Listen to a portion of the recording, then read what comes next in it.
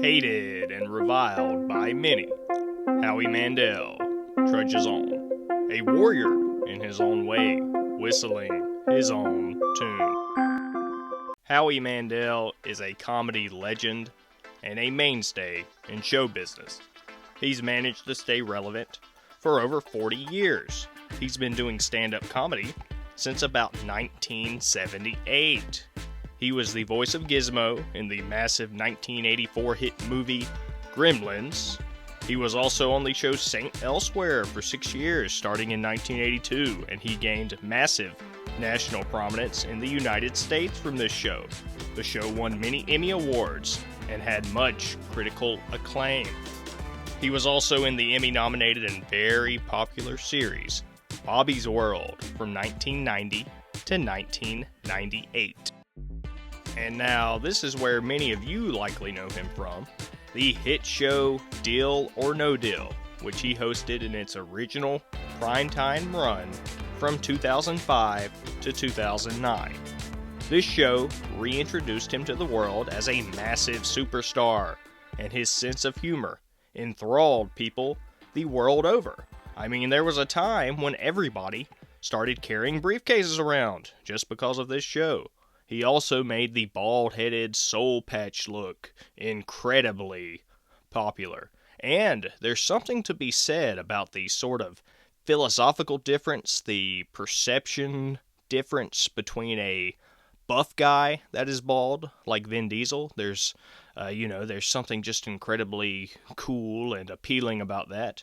But there's also the look that Howie brings, the sort of skinny, sleek, cool bald-headed look. I really think that's something that needs to be explored. His time as the host of Deal or No Deal, and then his time as a judge on America's Got Talent, I mean, it just showed what a beloved figure Howie Mandel is. We look at him today, and he does look a little bit different. Nowadays, he has these very cool shades, he has this awesome goatee, and still, even without the signature soul patch look, he still has managed to stay looking cool. But to get to the meat of the video here, nowadays Howie gets a lot of flack from fans of other podcasts and even fans of comedy overall. The podcast generation, as I call them, those that prize a certain strand of so-called authenticity above pure comedic bona fides, they seem to have a problem with Mr. Mandel. But it is precisely his old and antiquated style, his dinosaur presence, that makes his podcast a perfectly entertaining and unique modern marvel. So let's look at some of his most recent controversies. We'll be looking at the recent Too Lazy to Try thing, the Jamie-Lynn Sigler drama. We'll analyze some clips of Howie Mandel here and, analyze the entire discussion around all of this. Well, I read online that she didn't like you, the Sopranos girl. Jamie. Whatever. That's the one thing that hurt your feelings. That bothers me. Yeah, what happened? That's the only thing that bothers me. But what happened there? What's the name of that podcast? The name of that podcast? Oh, she's going to be today, pal. Not today, pal. She's going to be pissed that you didn't remember the name. The Sopranos girl name? Jamie. I may never do anybody's podcast ever again. But what happened? Here's what happened. Jamie's I'm gonna tell you. A few days ago, I listened to Too Lazy to Try. I always listen, and he's knocked me before in my appearances on things, and that's okay. But this one got me. Which one? I'll play it. All right, so a couple months ago, Howie Mandel was on Not Today, Pal, the podcast with Jamie-Lynn Sigler and Rob Eiler from The Sopranos, and this was a rough podcast for them because Howie was just insufferable, and I actually made a video about it when it happened because it was just so awkward, and you could tell Jamie and Rob were uncomfortable. Okay, so Howie's response here, it was just funny, it's concise, he sort of does it in this half-sincere tone, but you can tell he really is probably still sincere. I mean, it's sort of in the David Letterman vein. The thing to keep in mind here is he's responding in a very conversational, funny, old show business way, and I think that should be Appreciated. Oh, it says apologize to the Soprano kids. I read online that she didn't like you, the Sopranos girl. Jamie. The Sopranos kid comment from the co-host guy and Howie's response. It's actually legitimately funny. Hey, pal. She's going to be pissed that you didn't remember the name. The Sopranos girl name?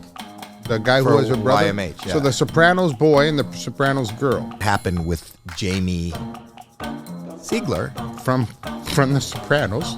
and her brother. Yeah, the Sopranos girl and the Sopranos boy. When I saw that, I DM'd Jamie. And The I Sopranos kid. said, I didn't know that she was in The Sopranos. Right. Can't believe you did that. Why? Why is that bad? Why can't you believe I did that? Because, first of all, she's just a Sopranos kid. I'll show you. So we pulled some stuff from that episode, from the episode of Jamie's. You said she was from The Sopranos kid. Yeah. Pull. Show me a clip, and I'm the wondering boy- how it the could boy be. is from the Sopranos too. I didn't know. Go ahead. You may call it overdone, or you may call it dismissive, or mean, or whatever you may say, but this is just simply classic show business, back and forth. The Dana White walk-off, this feud, it's truly underappreciated by the general podcast and new age comedy audience that Howie is just brilliantly mixing old show business with new, and he's blurring the lines, as any creative genius would do. This whole recent kerfuffle, it just shows that Howie purely wants to do jokes. My least favorite person to interview, and I said this all the time, was him. Because I can never get a straight answer out of him. I can never plan ahead and know what I was going to ask next because he was just so off the walls. It was always a joke. My motivation, first of all, I'm motivated I want everybody to be happy, to feel good. I would love you to laugh. He wants to do comedy, and he does not attempt to cloak himself in the facade of authenticity like so many of these new age podcast hosts and so-called comedians do.